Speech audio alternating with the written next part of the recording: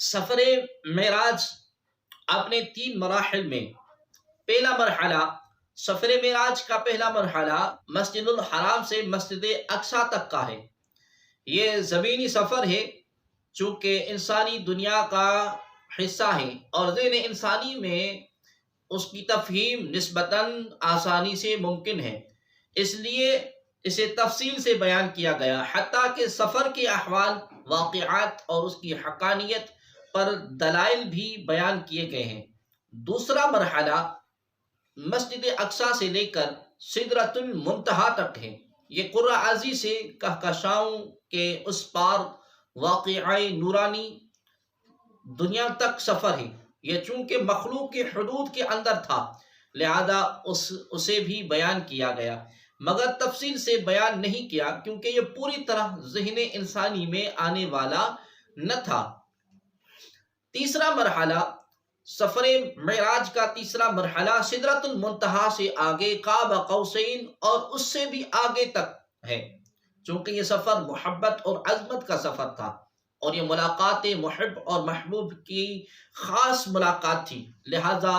اسے روداد محبت کو راز میں رکھا گیا۔ سورۃ النجم میں فقط اتنا فرمایا کہ وہاں اللہ تبارک و تعالیٰ نے اپنے محبوب صلی اللہ علیہ وآلہ وسلم کو جو راز اور پیار کی باتیں کرنا چاہیے وہ کر لیں، اب کسی کو اس سے کیا غرض کہ کیا باتیں کہیں۔ جب اس مقام پر فرمایا کہ انہو هو السمیع البصیر، اب غور طلب بات یہ ہے کہ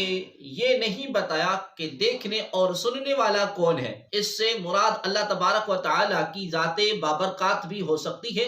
اور آقائے دو جہاں صلی اللہ علیہ وسلم کی ذات بھی۔ یہ معنی علامہ آلوسی رحمۃ اللہ تعالیٰ علیہ نے بھی تفسیر روح المعانی میں بیان کیا ہے، گویا اس کے 2 معنی ہو گئے۔ نمبر 1 کہ بے شک اس مقام پر فقط اللہ ہی تھا جو پیار بھرے انداز میں اپنے محبوب صلی اللہ علیہ وسلم کا مکھڑا تکنے والا تھا اور جو اپنے حبیب صلی اللہ علیہ وسلم کی میٹھی میٹھی زبان سے اس کی عرض داشت سننے والا تھا۔ بے شک نمبر 2 بے شک اس مقام پر فقط حضور کریم صلی اللہ علیہ وسلم ہی تھے جو اپنے رب تبارک و تعالیٰ کے حسن بے نقاب کے جلوے میں مشغول تھے اور اللہ تبارک و تعالیٰ کے ارشادات اور پیار بھری باتیں سننے والے تھے۔ یہ وہ مقام تھا جہاں سفر محبت اور عظمت اپنے مقصود کو پانے والا تھا جس کا مخلوق سے کوئی تعلق ہی نہیں تھا، لہذا ان کے بتانے کے لیے اتنا ہی کافی ہے کہ کبھی وہ سننے والا اور یہ سنانے والا تھا اور کبھی یہ دیکھنے والا اور وہ دیکھا جانے والا تھا۔ یہ معنی امام ساوی رحمۃ اللہ تعالیٰ نے بھی لیا ہے، وہ فرماتے ہیں کہ اس کی حکمت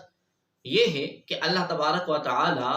اپنی زبان حکمت سے حضور کریم صلی اللہ علیہ وآلہ وسلم کی تعریف بیان کرنا چاہتے ہیں